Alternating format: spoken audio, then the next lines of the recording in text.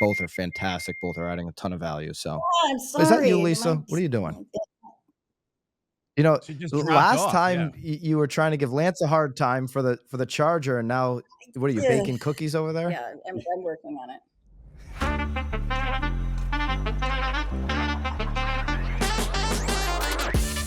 If you're not getting educated about housing market conditions, whether you're a real estate agent, you're in finance, accounting, mortgages, title, you have any sort of advisory role in the consumer journey, you're doing yourself and your client base a disservice. This is the Knowledge Brokers Podcast. I'm Tom Toole here with Lisa Chinatti and Byron Lazine, but we've got a killer guest, a repeat guest, the founder of ResiClubAnalytics.com, Lance Lambert. Lance, we are super excited to have you come on. Thanks for making some time, especially coming out of the gates the first week in January. Yeah, thank you for having me. Housing. Always a lot going on.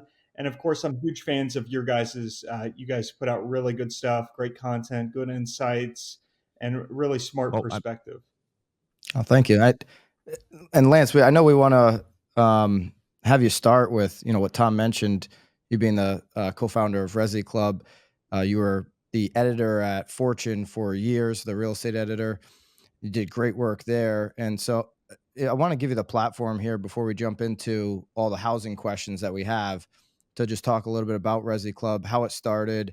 It looks like it's done really well out of the gates since you launched in the second half of, or I think maybe even Q4 of last year. So tell us a little bit about ResiClub, what it is, and how it's gone so far. Yeah, ResiClub, I kind of see us as like the data storytellers of the residential housing space.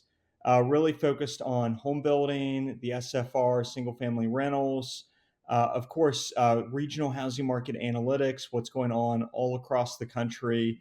And, we really just want to kind of like, be people's data gateway to the US housing market and, get to the pulse of the market and figure out what's going on and kind of finding that forward looking element as well. And still doing what I did well at Fortune, which is kind of like taking big regional maps and kind of figuring out, okay, how does this part of the country vary from this part? Because if you talk to an agent in, let's say, Hartford, Connecticut, you get a very different story right now, which is a market where inventory is down 80% from pre-pandemic levels, than if you go talk to somebody in Cape Coral or Austin or San Antonio, some of these markets that have softened more. And so really trying to get to the heart of that and be good data storytellers. Your co-founder, Anthony Pompliano, how far back does the relationship go there? He kind of blew up on formerly Twitter, now X, with a lot of, Bitcoin and crypto knowledge that he's shared with his audience. How did your relationship start with him? How far does that go back? Yeah, so Anthony and I actually haven't known each other that long. I did know his wife. We used to work together at Fortune, so I've known her probably 4 or 5 years. And I kind of view Anthony as this brilliant media mind. I think he's really smart in the media space. And I think a lot of people know him for crypto. But to me, somebody in media, I kind of see more of his media side. And when I was thinking about launching this thing, there was a few different avenues to potentially go. Do I try to build this at Fortune, but then you have no equity? Do I try to go on my own fully, or do I try to have a partner? And what I ultimately decided was to have a partner, but I didn't want a partner in the real estate space because I felt like if they already had a real estate business, they would always be more focused on their real estate business. And so Anthony, to me, I think he's a really great partner, and I think he adds a lot to ResiClub based on just his views on media. Yeah, and obviously, huge following there. Before you and Lisa jumped on, Tom and I were talking about, ResiClub. It's like for what we want as real estate professionals who want to know more about housing. It's such a clean experience. Where on another platform where there's a whole bunch of other topics, you've got to search through and get to your. This is just exactly what people like us want, and we've enjoyed it. So thanks for launching that. There'll be a link down below, obviously, if you guys want to check out ResiClub, there's a free version and then a pro version. Both are fantastic. Both are adding a ton of value. So, Oh, I'm is that you, sorry. Lisa? What are you doing? You know, She just dropped last off. Yeah. time you were trying to give Lance a hard time for the charger, and now what are you Yeah. baking cookies over there? Yeah, I'm working on it. Lisa's having a tough day, Byron. All right, let's get into housing because this is a great way to kick off 24. I don't know, Tom, if you got your first question teed up for Lance on the I do, the housing and stuff. Lance, I love what you've been doing with ResiClub, like Byron said, and the local data that's available. I think that's super helpful for real estate agents, especially when you're in a training mode. So thank you for that. We talk about it all the time at our team. One of the things you've been hitting on aggressively is the lock-in effect, and I think one of your most recent articles, it was right before the end of the year, talked about the easing of the lock-in effect, and the new listing deficit was slightly down in November. Can you explain that a little bit for people? Because I don't think a lot of folks understand how that works. You explained it really well, but they don't. It's a lead indicator that gets me excited about what's to come in 2024, and not a lot of agents really look at those things. So in my mind, I view 2020, 2021, 2022, those are all crazy years in different ways. They just weren't normal years. 2019 was a normal year in my mind. I view it as a normal housing market year. And it was normal for home price appreciation. It was normal for listing, normal in many ways. And so what I've done is I take every month and I subtract it by the same month in 2019. So that means I would subtract, like, let's say November 2023 versus November 2019. I'd also do the same for like November 2020 versus November 2019. And what I found is that, and the difference I call the listing deficit if it's down, and if it's up, I call it the listing surplus. And what I found is that we've had a listing deficit, meaning we're below normal levels, since January 2020, every single month. This hasn't been normal listing levels. There's just not a lot of listings coming into the market right now. And that's constrained because of affordability. If you have a low mortgage rate, a low monthly payment, do you want to go out and get a 6-7% mortgage rate and lose that lower payment and lower mortgage rate? And so that's kind of really constrained the market. That's the bad news. The bad news is we still have the listing deficit. The good news is it looks like the peak of that listing deficit might be behind us. And so in November 2023, there were 54,000 fewer homes listed in the housing market than in the same month in 2019, in November 2019. But in November 2022, there was a 74,000 listing deficit. So November 2022 had 74,000 fewer homes listed in the US versus November 2019. So while the listing deficit is still here, it's kind of eased up. And so the big question isn't, what's going to be December when the numbers roll in, which they just published, and this January that we're in now. It's what are these next 3 or 4 months? Really, that's the peak of the listing season, the next 3, 4, 5, 6 months. And that'll really start to tell us what's going on with the lock-in effect. I think what I would guess is we're still going to be in a listing deficit, but hopefully it's going to ease up. And I think why that can occur is, one, we've come off that 8% mortgage rate handle, which was really suppressing the market. And then the second part is just acceptance. The economy is still moving along. It's not like hyper growth, but it's moving along. And some of the people who might have sold their home in the past couple of years to go buy something new might now come to terms with the fact, you know what, I'm not going to be able to keep my 2-3% mortgage rate. 4% mortgage rates aren't coming around anytime soon. But maybe if it gets lower sixes and I pay down some points, maybe that's worth it, right? I've had another kid, got to move on with my life. And I think you start to see some of that acceptance, coupled with the fact if we can get past the peak of the mortgage rates for the cycle, which it looks like we have, I think all of that together can maybe start to ease up the lock-in effect. This would be good news for housing for sure. I mean, that's a great analysis too. And I think that what I like about this, there's a chart you published on your website. I just shared it we can put it up here on the pod. it's an easy way to explain that to consumers. I mean, you can actually like, break it down like, hey, here's what we're seeing, and there's visuals there. Because when you start talking in these terms, like the four of us understand it, but the average homeowner or the average home buyer may not. So that's pretty exciting. Great stuff there, Lance. That's one of my favorite topics you cover.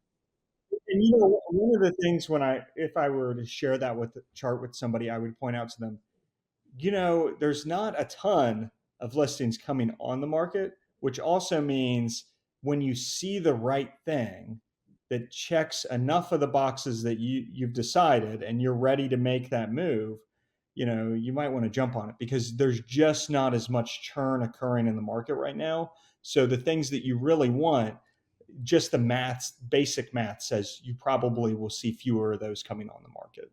Since April, we have uploaded new and sought after courses, content, and tactical assets for your business into the BAMX platform.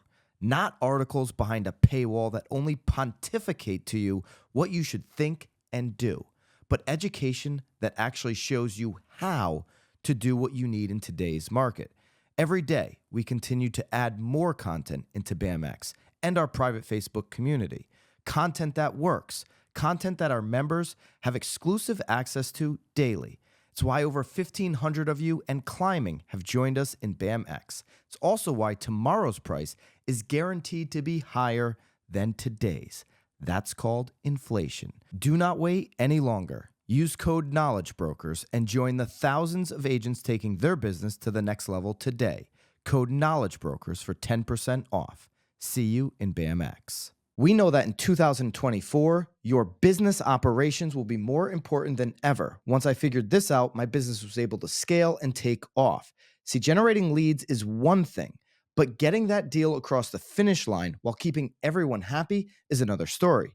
Enter Mosaic, everything you need once a lead becomes a client. Mosaic picks up where CRMs leave off to streamline the client experience and maximize your productivity. It's the operating platform that gives agents and teams everything they need to stay organized and proactive throughout the entire transaction process and beyond. Transaction management, forms, AI-powered collaborative search, client retention capabilities, and advanced analytics for your business. In other words, you can use Mosaic to create a powerful flywheel for your business. It will help you close every deal, boost your profitability, and generate more repeat and referral business. If you need a better way to run your business, check out the link below and learn how Mosaic can help you today. Which is why we've seen buyers' journey just keep getting extended and extended. You've got some buyers in the market that have been actively looking for multiple years even. Yeah, it's gotten kind of crazy. You spoke about people making a decision based on their lifestyle. One of the biggest headlines in housing here in the first week of the year was the headline from Meredith Whitney. This is a theme that others have kind of spoken to, this silver tsunami, where you have aging Americans changing their housing situation in the future. I mean, she went as far as saying there could be 30 million homes coming on the market, referencing the stat that 10,000 boomers are turning 65 every day from now until 2030. Do you think the amount of boomers that are hitting that golden age of 65 over the next 6 years is going to result in such an extreme movement in their living situation that it creates a potential inventory surplus somewhere in the next 5 or 10 years? That's essentially what she's suggesting. What's your take on the silver tsunami theme in real estate? Well, I think a couple of things are worth pointing out. One is the baby boomers are a huge generation, and they were much bigger than the generations before them. But in terms of total numbers, the millennials and Gen Xers are actually fairly big. They're bigger in total numbers, and the numbers are actually misleading because the millennials and Gen Zers are actually bigger than they appear, and the reason being is immigration. A lot of them have, some of them haven't, or especially for Gen Zs and then some of the people under 18, that cohort hasn't even arrived yet for some of them. A lot of them start to arrive 18 to 25. And so I think that's one thing to point out.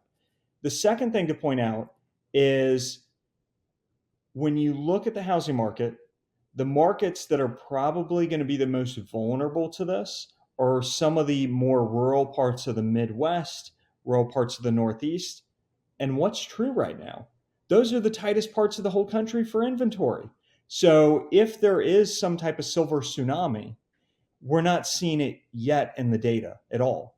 And it's actually kind of the opposite, where the places you would think it would start to manifest aren't there.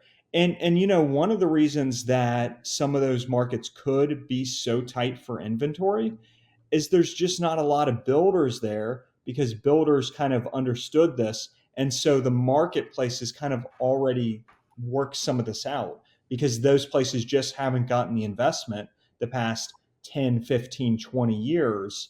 I think it would be a different story if there was super rampant overbuilding happening all across the nation. Whereas right now you really see it focused in the Sun Belt and the Smile states down south that have a lot of growth and will continue to have a lot of growth. So do not count on the silver tsunami. I mean, Whitney's take was that, hey, by the end of 24, you could start to see this impact inventory at the earliest. So don't expect that. Is what Yeah, you're saying. it's too soon. And I think the thing you would see is you would have to see it start to manifest in those rural Midwest, Northeast markets where the demographics, so many younger people have left and they haven't had replacement and they are going to have falling population. Those would be the places to watch. And right now, we're just not seeing the inventory in those places. A lot of them are still down 70, 60% from pre pandemic levels, let alone to some type of tsunami. Um, Yeah, Lisa, you want to jump in? No, I'm listening. There's a lot to No. take in. All right. I'm learning a ton. It's fascinating because I actually think that your take on the silver tsunami is correct. If I think about the difference when we look at Western Mass up here, the Berkshires, is you're 100% correct. We're not selling to younger buyers there. The sellers aren't the younger folks, but there's also, we're down 80% in Berkshire County compared to like Greater Boston, where we're down 20%. So it's a fascinating take. I actually hadn't thought about it from that perspective before. So and I'm guessing you don't have a lot of building. no, it's fascinating either, because right? we can find large lots there. Like you can find 50, 60 acre lots that would be prime for building, but we don't find builders wanting to make the investments out there. It's like I said, you just gave me a whole new perspective on it, which is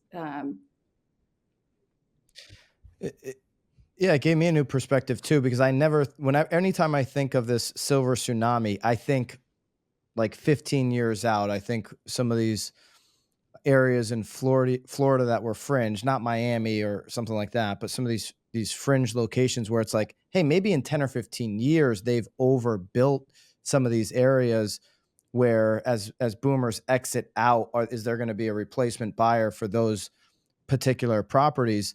But that's so far down the road to hear anything short term, and you making the example of the rural areas in the Northeast or the Midwest.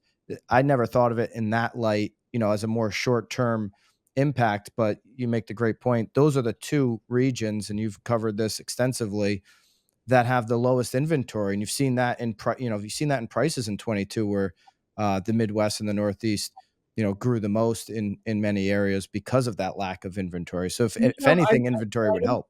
I don't want to be dismissive, like totally to the concept, but in my mind, I'm trying to focus on like what are the actual biggest headwinds hitting the housing market at any given time, and then what are the looming ones. The past few years, obviously, prices overheated and inflation took off, so the big headwind was going to be a rate shock, and it manifested, and it was actually stronger than expected. So the rate shock, the one now that I'm kind of watching next is because we've had an overheating on price. We've then had the rate shock. So affordability deteriorated in those two core areas.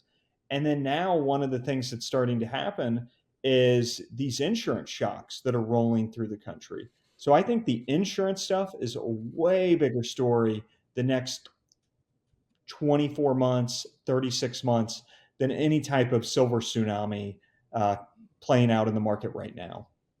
Insurance and in some areas where you don't have, like a cap on how much the property taxes can go up. The property taxes, Northeast, this could be something, for example, where they just jump up so much based off of the appreciation we've experienced the last few years.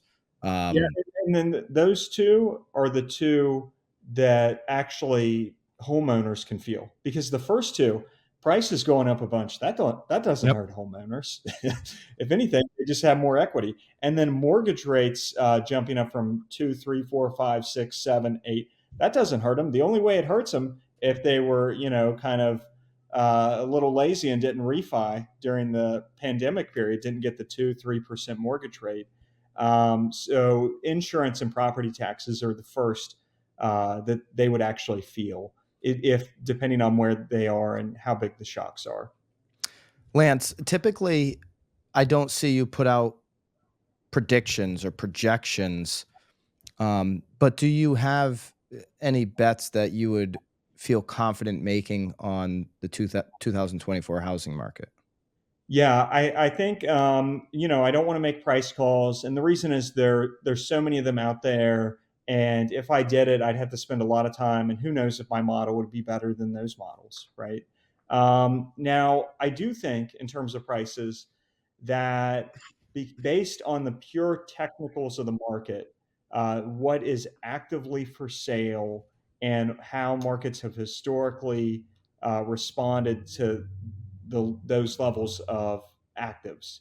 I do think that we can say that a lot of the country, from Wisconsin, Illinois, all the way over to the coast of the Northeast, because active listings are like 50% down, 40% down is actually some of the better situations. And then some of them are 60% down from pre pandemic levels, 70% down, and then parts of Connecticut, 80% down. So I think purely based on where the technicals are, there's going to be spring appreciation and a lot of that Midwest to Northeast. I think there's a lot of other parts of the country that are follow or in that same situation actives wise, and they probably will follow suit.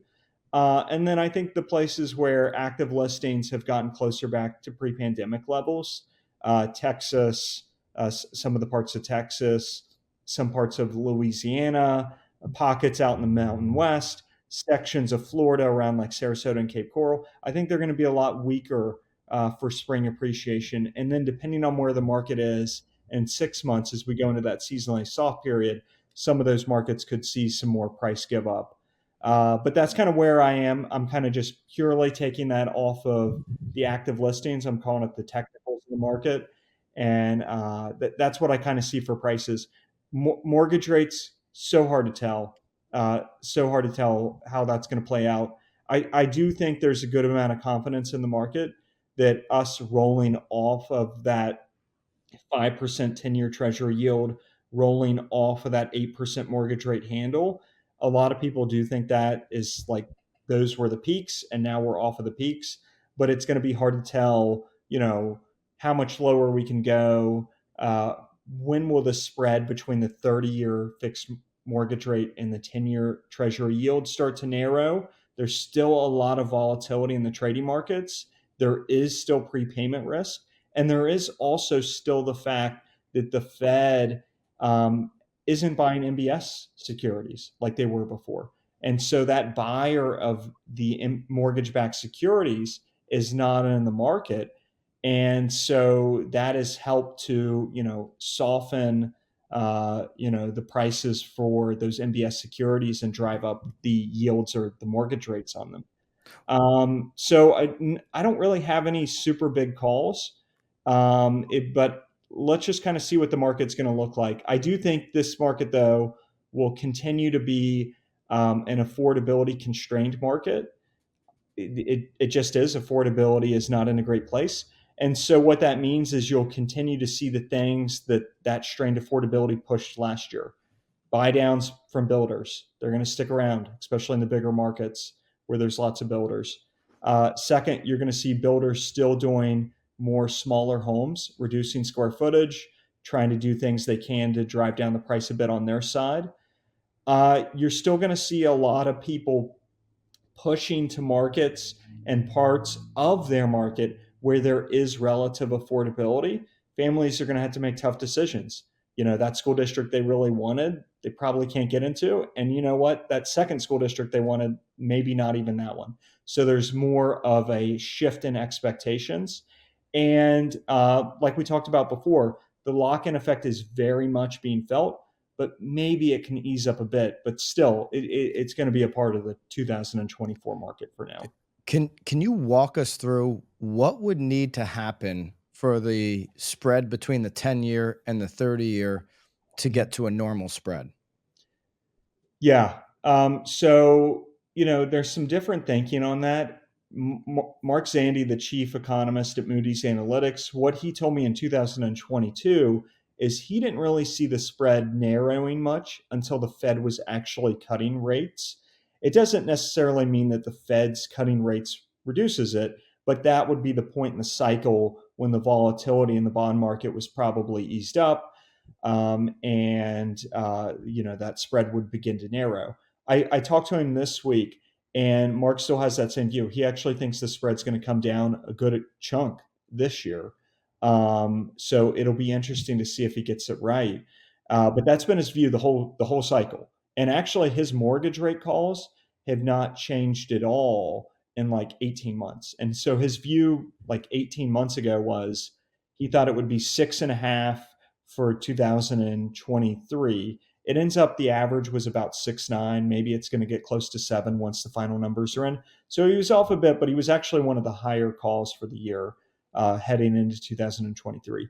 And his call for 2024 was a 6.0 handle for the average for the year.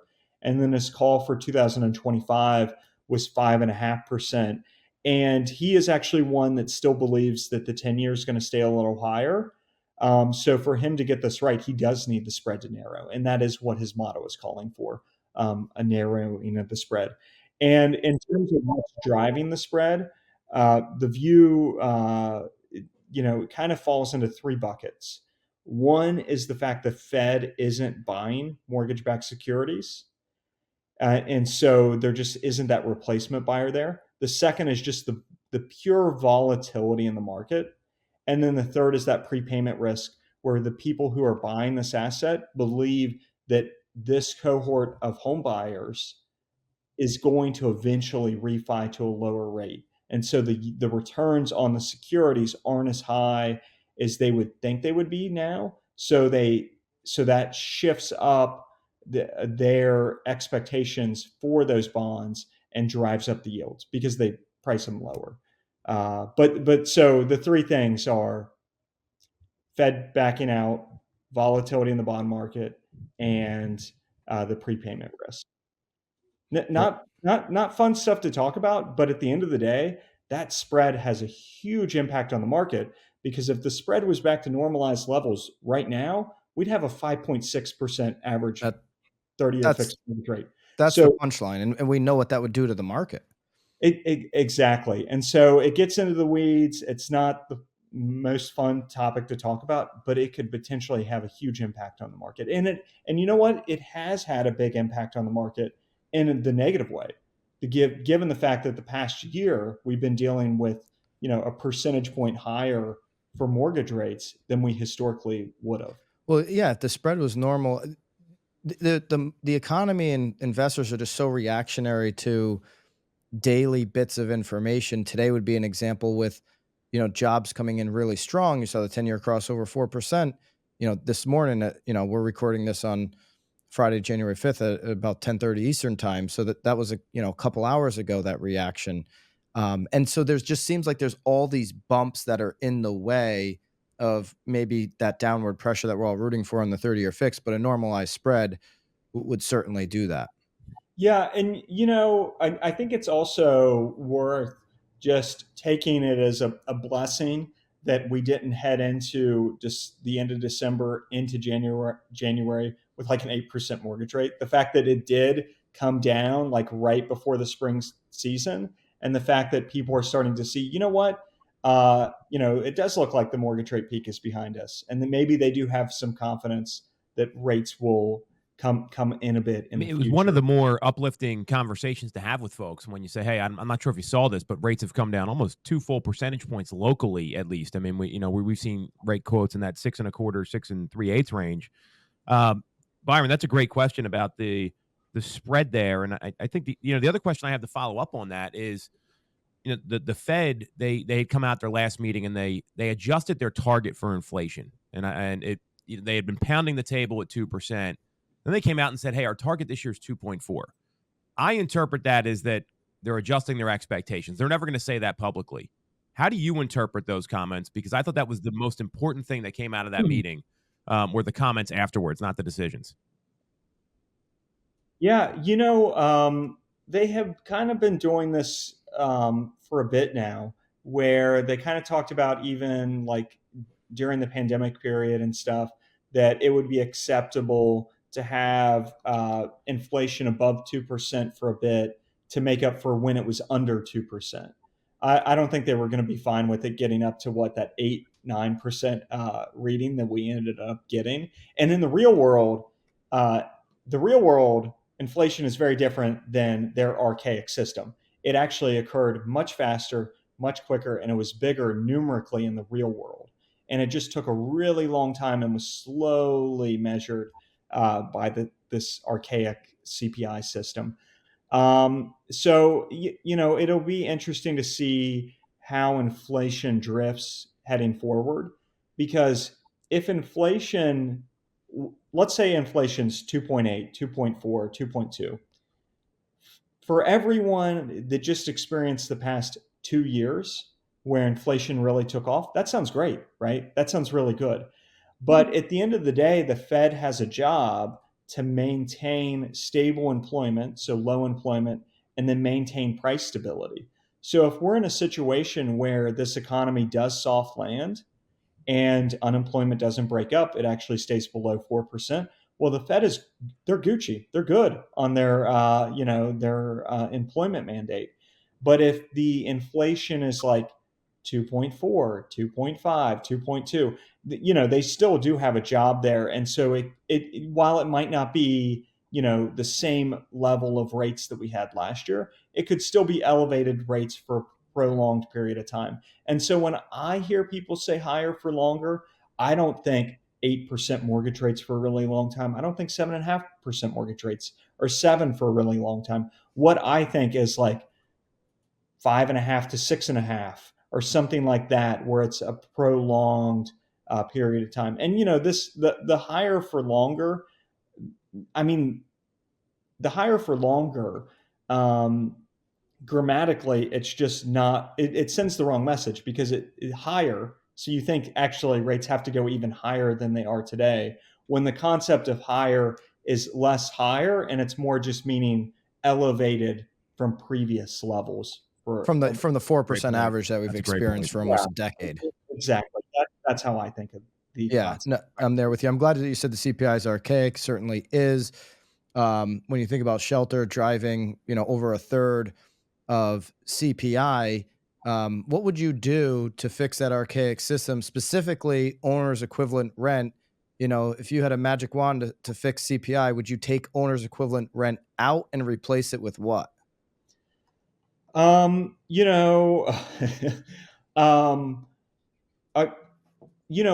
thing that I love is data that's measured the same way consistently over time.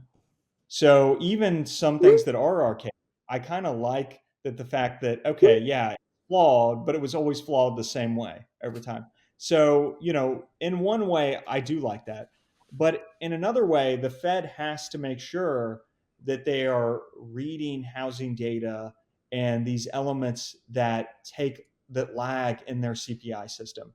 So to me, what is really weird is being a reporter in late 2020, early 2021, and knowing that housing was ripping, and that not only was it not measured yet in Case-Shiller, because Case-Shiller is lagged by 3 months, and then is also doing final sales, which are lagged, and is a 3-month average. So it's really lagged about 5-6 months.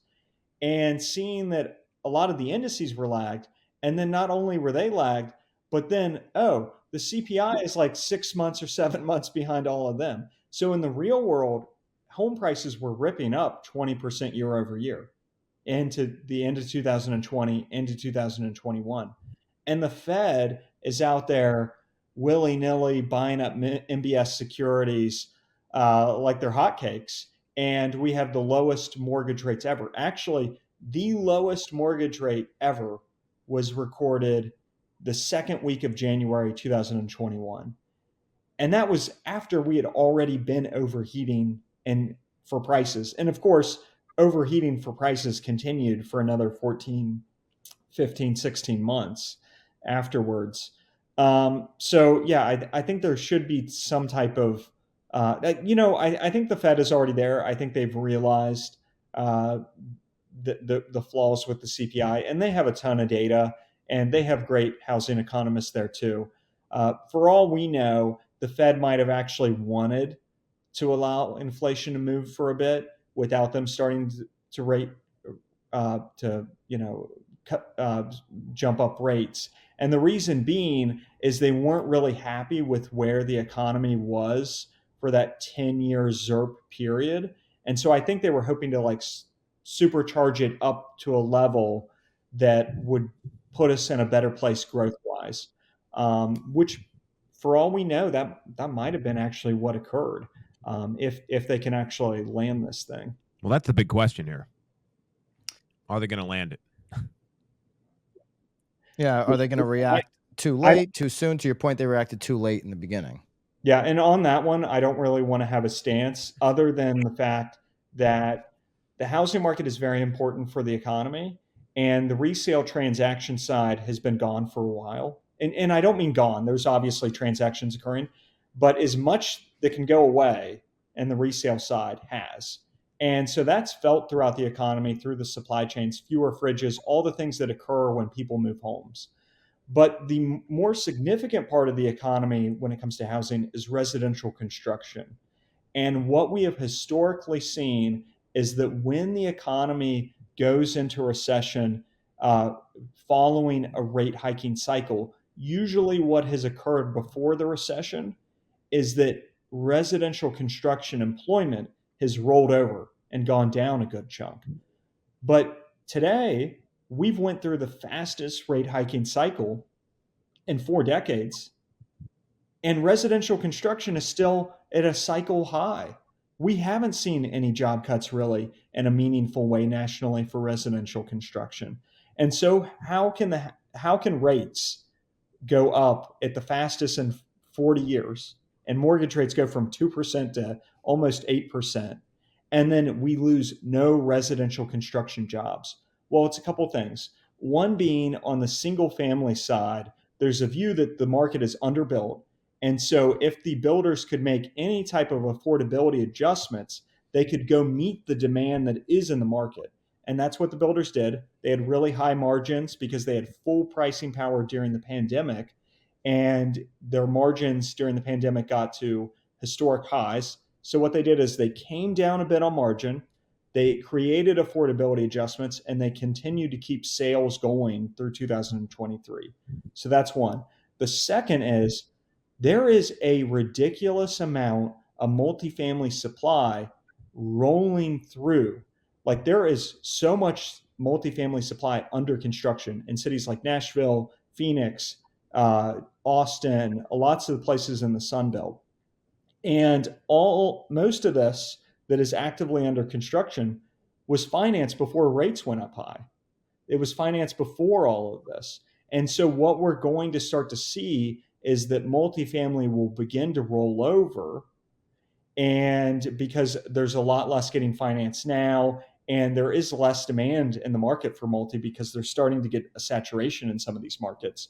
And so as this multifamily supply is finished, maybe then you would start to see residential construction employment rollover. So that's what I'll be watching very closely. Is I'm not a macroeconomist. I leave all of those recession predictions to them. But in the thing that I know well, housing, usually residential construction rolls over before a recession. And right now, we're just not seeing a lot of those cuts. That's a great point. I'd love to switch up a little bit. You've done a ton of research on institutional home buyers. There's some misconceptions out there. how many homes in America, what percentage are actually owned by institutional buyers? And then my part two of that would be BlackRock made a pretty black and white statement that they are not an institutional home buyer. I'd love your take on that. So how many institutional home buyers are there? How many homes rather are owned? And then your take on BlackRock's position and maybe why they made that statement at the end of Yeah, so 23. BlackRock obviously invests in a lot of real estate, but it's actually Blackstone that's I mean, involved. Blackstone, I'm sorry. Oh, did Blackstone make the Oh, comment? no. BlackRock was the one that made the BlackRock made statement. the I comment. got you. Yeah. Blackstone's been the one who's been more involved in the institutional home buying side. Yep. But in terms of institutional home buying, there's a lot of misconceptions. The other day, some MMA fighter with like 500, 600,000 followers on Twitter posted private equity firms bought 44% of the single family homes in the first half of 2023. And it blew up. Everybody was retweeting it. Elon commented on somebody else who retweeted it. And, people believed it. People believed the number. If you see a stat like that in front of you, and then you're hearing about institutional home buying, it's kind of believable if you don't know the numbers. But the reality is that institutional home buyers, those who own at least 1,000 homes, so this is actually a bigger subsection than just the private equity side of it, but the institutional home buyers, which includes a lot of like single family operators, and then also includes some companies like Divvy, which if you don't have money for a down payment, Divvy will buy the home for you, you rent it for them, and then you can buy it back from them. So there's a few different groups that kind of roll up into this. But those institutional home buyers own 0.73%, so just less than 1% of the single family housing stock in the US. And 80% of the single family housing stock in the US, over 80%, is owned by people who either own it as their primary residence or a second home. And the vast and then let's say you're like, Lance, yeah, but you're only including institutions that they own at least 1,000 homes. What about all the ones who own 900 homes, 800 homes? If you include all of the operators in the US that own at least 10 homes, and this is rolling up all their LLCs, if you say all the operators that own at least 10 homes, how many homes in the US do they own? It's 3%. They own 3%. So the difference between the 3% to about 80%, that like 15, 14, 13%, that's the mom and pops. It's the little guys. They dominate. Yeah, I mean, I think Lisa and Tommy speak to this. I mean, I think we all know people in our markets and other markets that own 15 homes, 20 homes, and they've just done it over a couple of decades of, buying a home every year or every couple of years as an investment. Well, That's it's a career for some people. I mean, that's what they do. Instead of, they're maintaining these properties, they're looking at options. They maybe flip a few here and there, maybe have a construction business on the side. That's a really common profile. And there's a lot of folks that are, I've got a partner. We invest in some properties in Kentucky, and it's a place to put your money instead of the stock market, and that's what a lot of individuals are looking for. And Lance, you've been kind of beating the drum about this here. I saw some tweets you were talking about Tampa specifically, and kind of how people have stopped buying there, and you have to look at the new entrants in the market.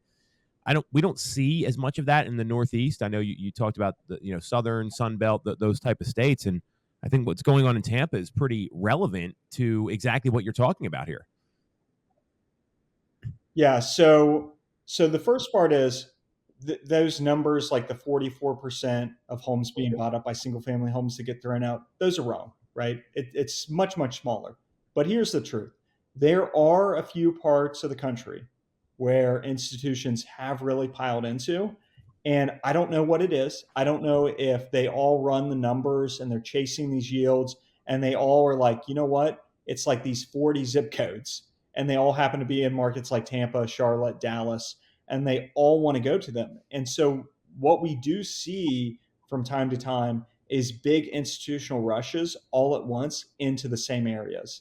And so the percentages in some parts of the country down to like the neighborhood and street level can get very high. And so of all the homes owned by institutional investors in the US, and I'm just talking single family homes, 36.8%, so let's say 37%, are in just 6 markets: Dallas, Houston, Charlotte, Tampa, Atlanta, and Phoenix. The biggest of those is Atlanta. But and then when you open up those markets, what you will see is that usually they're not all over the place in the market. They're concentrated in just like 8 to 15 zip codes. And it probably is that they all ran their calculations and were like, these are favorable for rent growth. They're favorable for demographics, a number of reasons, and they probably have a lot of homes that fit their criteria, but they have piled into those markets. And then another part of it is some of those markets, especially Phoenix, got shellacked by the housing bust.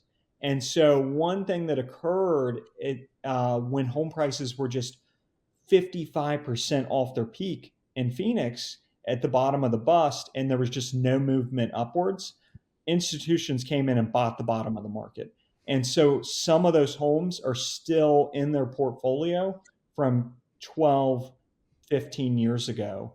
And they operate them as single family rentals.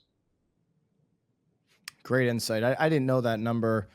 Almost just under 40% of the institutional owned homes are concentrated in 6 markets. Obviously, you've covered Charlotte and Tampa extensively, and I've appreciated that data. And if you cut the numbers, you can get it to where like 4% of all the institutional owned homes are in like 2 zip codes in Atlanta. Wow. And then like 2 or 3 in Tampa. Yeah, they're really concentrated. The story's a lot different than what people think, which is institutions aren't going all across the country and buying up all the homes, but there are a few parts of the country where they do really pile in and have an impact. Yeah.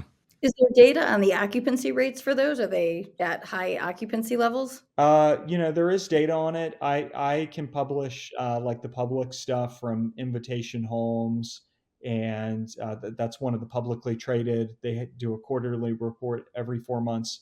But some of that data is actually, it's out there. It's just very expensive data.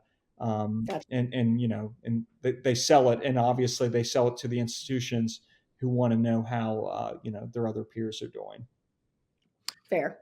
Could the supply in multifamily that's at the highest level we've seen in years coming online here, we saw some in 23, some more in 24. Could that bring ultimately prices down, or will it keep prices up? Meaning, I love that question. Yeah. So one thing that occurred during the housing bust is that during the housing bust, from 07 to 12, home prices fell on a national level like 27%. Markets like Las Vegas and Phoenix fell 55%.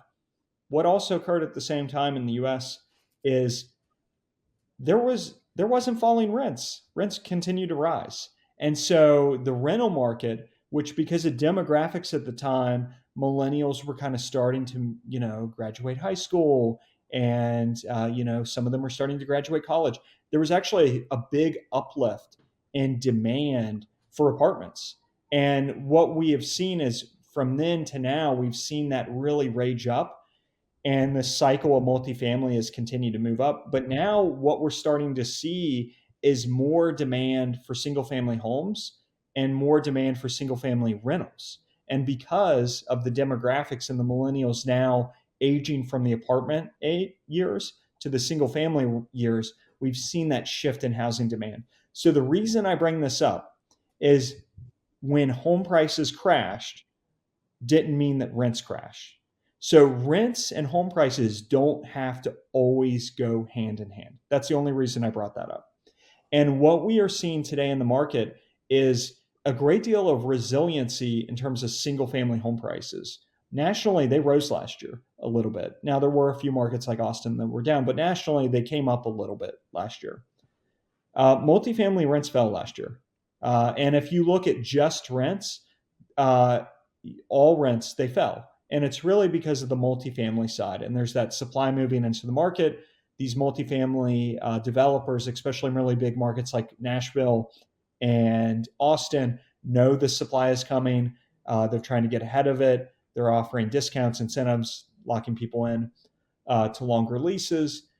But here's another interesting thing that doesn't get talked about in the headlines. Single family rentals, the rents on single family rentals rose last year. Mm. So when everybody's talking about rents falling last year, that's multi. And yeah, if you do all rents, because most rents are multi, they fell. But if you take just single family homes, according to CoreLogic, they rose. And John Burns Real Estate Consulting did their own analysis. And of like the 100 markets that they track, I think there was only like 2 or 3 that were down.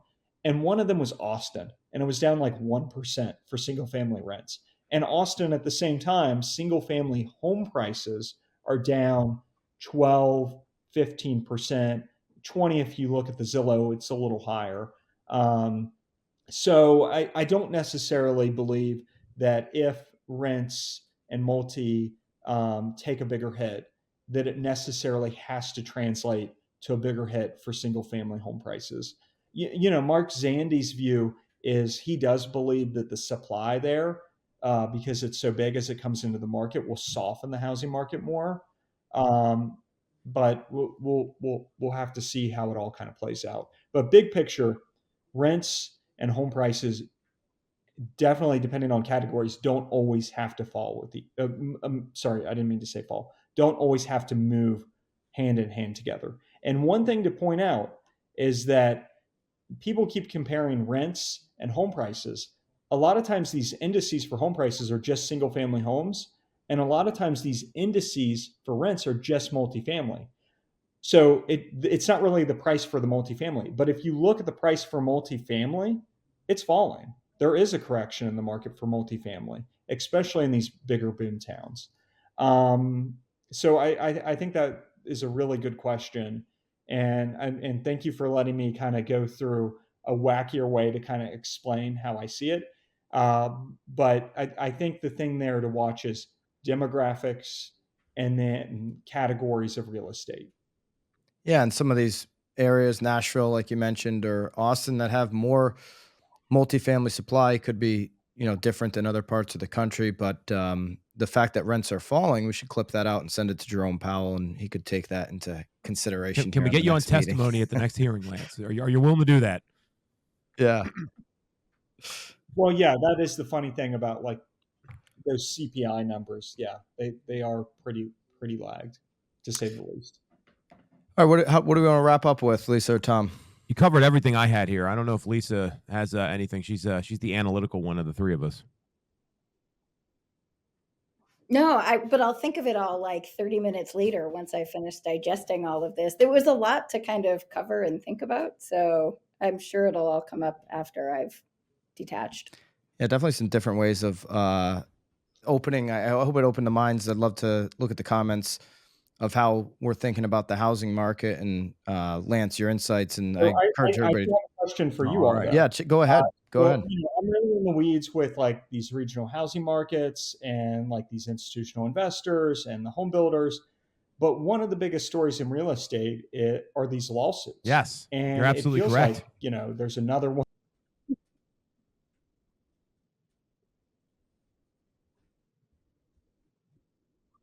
How is the industry thinking about this? To me, I just don't really know, and it just kind of feels like uncertainty. Yeah, we set the over under at the end of the year, or last pod of the year, at 50 for copycat lawsuits. I think that's about right. There's 11 of them out there right now. So to your point, one happening almost every week is kind of the trend. We definitely expect to see more this year. I mean, the core of the problem is NAR, National Association of Realtors, brought this upon themselves. They've done a lot of good. I don't want to discount that for buyer agency in the past, and protecting buyers in this country. But they've also gone about it with extreme arrogance. And the one big misstep that they've made is, we talk about the lock-in effect of housing. They've done a lock-in effect on how brokerages and agents can operate their business and their access to the MLS. Really, it's a tie-in agreement when you look at okay, if you want to have MLS in certain markets, not every market now, and it's going to start to loosen it up. And this is going to be what really changes in real estate. If you want MLS access as an agent in a certain market, well, you have to be a member of your local board. And if you have to be a member, if you're going to be a member of the local board, then you have to be a member of NAR. So it's a tie-in agreement to get those. And you can't really operate in most markets in America as a real estate broker or as an agent without being able to utilize the MLS. And so, you saw a couple lawsuits just recently with Zillow. MLS is trying to, the MLSs have got to be an open platform, and that's what this is going to end up with. Now, what will it change in terms of all the commission stuff? I've got certainly feelings on that. I think Michael Ketchmark's point of view on it is rather silly. If you look at the fees that he's charging, it's a pretty weak argument. Now, the jury didn't find it. They had people in the the plaintiffs there had witnesses that said they had a great experience and that they signed a contract at a certain percentage, yet they just have a feeling that agents are making too much. Well, that's not a really good case. I think commissions will change for agents who aren't knowledge brokers, who aren't professionals in the future. But there's an overwhelming amount of data. And you listen to Rich Barton speak, CEO of Zillow. He thought 20 years ago, he thought about the agent differently than it does today. And he speaks on this extensively. There's an overwhelming amount of data that the U.S. housing consumer wants to have representation through this process. And so the cream will rise to the top on that end. People don't want to have a part-time job for their 6-month home buying journey or home selling journey. They want to have somebody go and provide that service. That's been proven out. I mean, just look at the last couple of years, how easy it was to sell a house, and for sale by owners didn't go up, they went down. So commissions are going to work themselves out and just lean into more of the professionals being able to negotiate their fair fee for their services.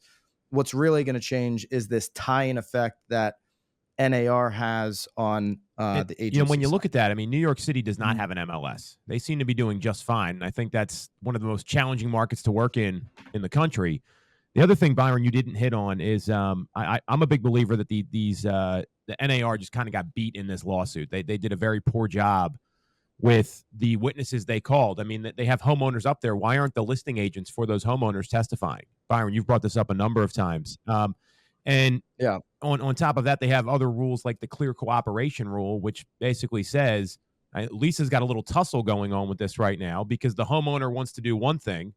And if they want to hire Byron or Lisa or myself, we have to put it in the MLS or there's certain things we can't do. So all of a sudden the homeowner is handcuffed by the association.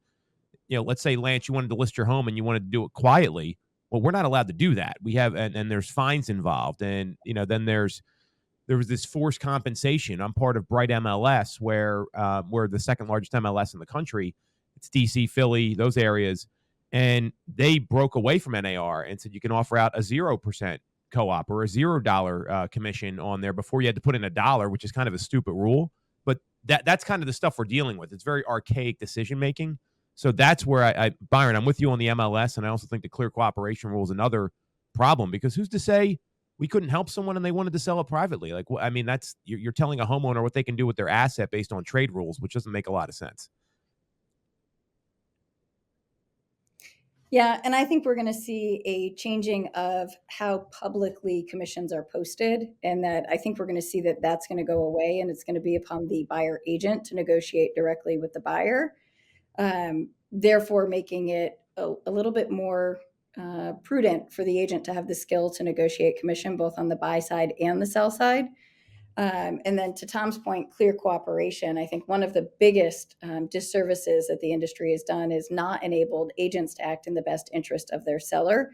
Not every seller is served by publicly listing their home for sale in MLS. And as agents, we've got to have the flexibility to be able to do what our seller asks us to do and to help the seller accomplish their goals. And clear cooperation forces industry goals ahead of client goals. I think we'll see some structural changes to closing disclosures and the paperwork at closings. I think we'll see just some silly stuff where the buyer agency commission gets moved to the buyer side of the paperwork as opposed to the seller's side of the paperwork.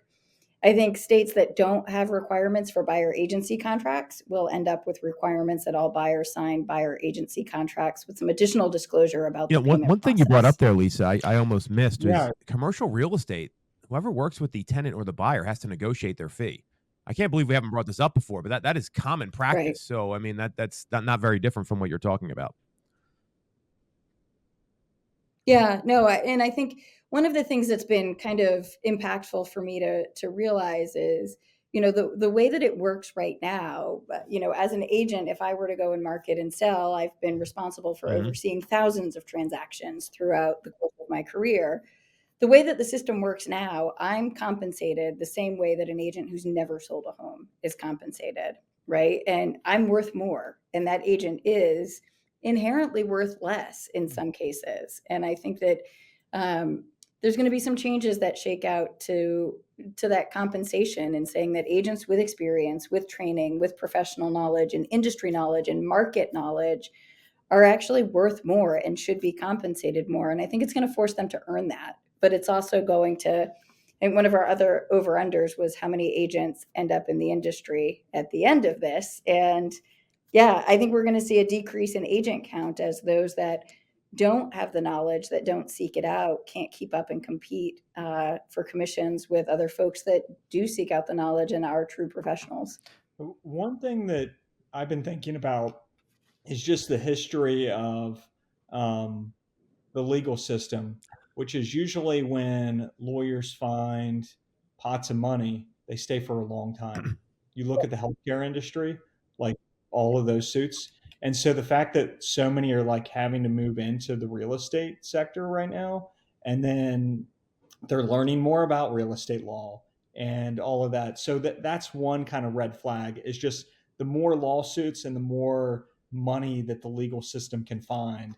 One of the accusations against realtors is that they are rent seekers. Well, in my view, the legal system, in a lot of ways, and I don't want to be mean, is a kind of a rent seeking industry. And it looks like they might be seeking rent right now on the I agree real with estate you for totally. sure. I mean, Yeah.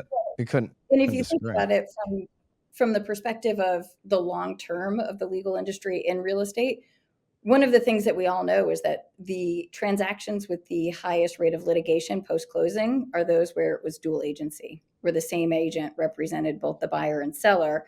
And one of the byproducts that could come out of this in a way is a higher number of transactions completed under dual agency. Yeah, for sure. I mean, dual. You know what she's saying there, Lance, right? Yeah, Yeah. and that's undoubtedly what you would get. Certainly at the lower price points where buyers are more vulnerable than in Yep. other situations. Yeah, dual agencies. I mean, Zillow's came out. We were all sitting in Austin at the end of the year when Zillow said we are against dual agency.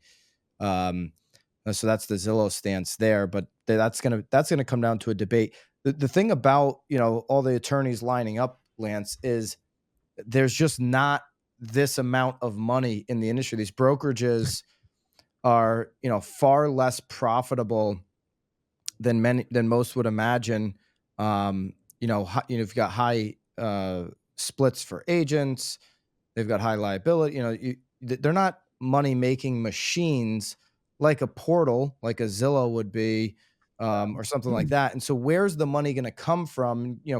Ketchmark, who's kind of the leader of the pack on the other side, he says we don't want to bankrupt the industry. Well, they're going to have to really come through with some settlements that in the end are only going to make the attorneys rich, and they're not really going to spread money. It's to me, it's about the changes, because the money's not there for anybody other than attorneys to get rich off of this thing. Yeah, and that's why I kind of raised that point. It feels like they're kind of been the Well, winners even one here of the most so recent far. suits, they it was I forget what state it was in, but they filed it in Missouri. where the last ruling was. So I mean, clearly they're trying to get it in the right arena to win and cash in. I mean, we've all seen this stuff before. So that's a great point, Lance. Well, thank you so much for having me on. Really appreciate it. Happy to come on anytime to chat housing. Thank you, Lance. Thanks for your time. Everybody should check out ResiClub. We'll have that link down below so people can get one of the best files in jump right real into it. estate, Lance Lambert. Thanks for coming on, man. Really appreciate it.